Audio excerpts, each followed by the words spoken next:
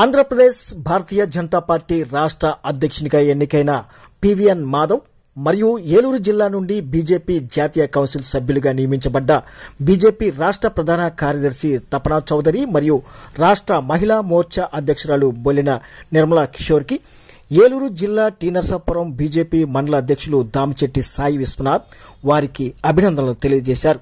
అలాగే రానున్న రోజుల్లో టీ నరసాపురం మండలంలో బీజేపీ పార్టీని బలోపేతం చేస్తారని ఆయన వివరించారు. మన నరేంద్ర మోడీ గారు ప్రధానమంత్రి అయిన 11 సంవత్సరాలు అయిన సందర్భంగా ఆయన వికసిత భారత్ అనే ఒక అంశాన్ని తీసుకొచ్చారు. ఈ వికసిత భారత్లో 2047 సంవత్సరాన్ని పరిగణలోకి తీసుకొని 2047 కల్లా మన ఇండియాని సూపర్ పవర్ కింద తయారు చేయాలనే అంశంతో ఆయన ముందుకెళ్తున్నారు. అదే విషయంలో మన భారతదేశ ప్రభుత్వం ఆర్మీని కానీ ఈ త్రివిధ దళాలని అన్నింటినీ కూడా చాలా ఆధునీకరంగా చేస్తుంది. ఫైటర్ జెట్స్ కానీ అన్నిటిని కూడా మన సొంత సాంకేతికతతో తయారు చేసే విధంగా ముందుకి నడుస్తుంది. అదేవిధంగా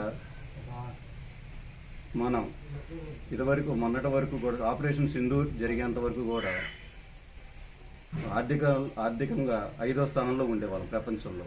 ఆపరేషన్ సింధూర్ తర్వాత దాన్ని మనం 4వ స్థానంలోకి వచ్చాం. ఇదే విధంగా మనం మోడీ గారు ఆ నాయకత్వంలో మనం ముందుకు నడవాలని కోరుకుంటూ అదే స్ఫూర్తితో మొన్న జరిగిన మన రాష్ట్ర అధ్యక్షుడి పదవికి పివి మాధవ్ గారిని ఎన్నుకోవడం జరిగింది. అదేవిధంగా మన ఏలూరు జిల్లా నుంచి భారతీయ జనతా పార్టీ జాతీయ కౌన్సిల్కి మన జిల్లా నుంచి నిర్మలా కిషోర్ గారు, అదేవిధంగా మనందరికీ ఎంతో సుప్రసిద్ధులైన తపనా చౌదరి గారు కూడా ఇందులో స్థానం వచ్చింది. ఈ జాతీయ కౌన్సిల్లో మన రాష్ట్రం నుంచి 40 మంది చోటు దక్కించుకున్నారు.